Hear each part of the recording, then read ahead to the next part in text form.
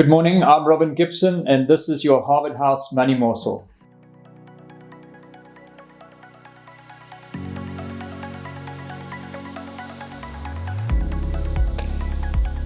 Welcome back. As you may see, we don't have someone particularly in person today. So we do these occasionally different things, and so please don't forget to like and subscribe and click the bell to get a notification when we release a new video. I'm talking remotely to Michael Porter, our Chief Investment Officer. Michael is in fact in Birmingham at the moment, so he's coming in via Zoom. It's a bit earlier for him than it is for us here. Michael, please tell us what you're doing in the UK and fill in some of what's been happening on your side. Yeah, morning, Robin. Morning, everybody. I'm having fun. Birmingham, the weather's been nice, which is contrary to most expectations. So Birmingham has laid on its best weather for the last couple of days. But yes, Robin, I'm here with a group of South African property analysts, and we are basically touring a lot of different properties around the Birmingham area with different companies that we invest in that are listed on the JSE, understanding the properties, understanding the opportunity that these companies are finding in the UK, and understanding their potential for growth. So I think there's really three elements to this trip that are really useful for us. The first is to understand the market dynamics. I mean, the UK is a leader in certain areas, and certainly what they do tends to filter through to the rest of the world in terms of retail trends or logistics trends or things like that. So it's really nice to understand where the world is heading to and what the potential is. Secondly, we get access to management. These trips invariably involve us having one or two presentations, and then we go around and see different properties, and that involves spending time on buses or aeroplanes. In this case, it's buses, but you've got 2 or 4 hours a day on a bus where you can just sit next to management of the company and quiz them for all that you're worth, and they can't go anywhere. They can't shut you off. They can't say they're busy. They're just there for your sole benefit, and it's great to have an opportunity to really chat to them, get to know them a little bit better. It's not always about work. But on this particular trip, I was with a company called Equitas for the last 2 days.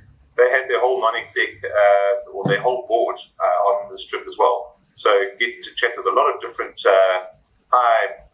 relatively senior people and give you perspectives on other things that are happening in SA as well, not necessarily just on Equitas.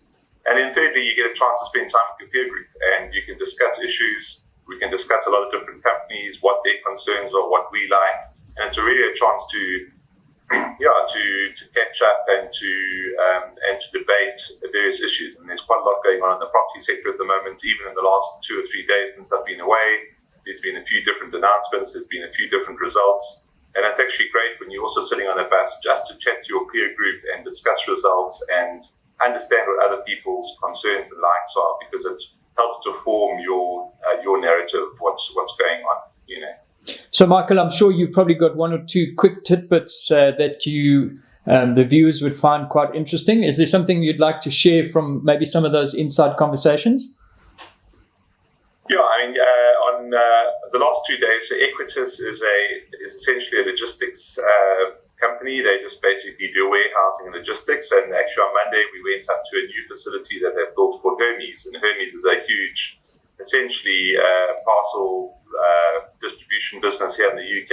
It's now been rebranded to Every instead of Hermes, because I think people confuse it with the luxury brand. But Equitas have built for them a distribution center. So this is not last mile distribution. This is essentially a hub.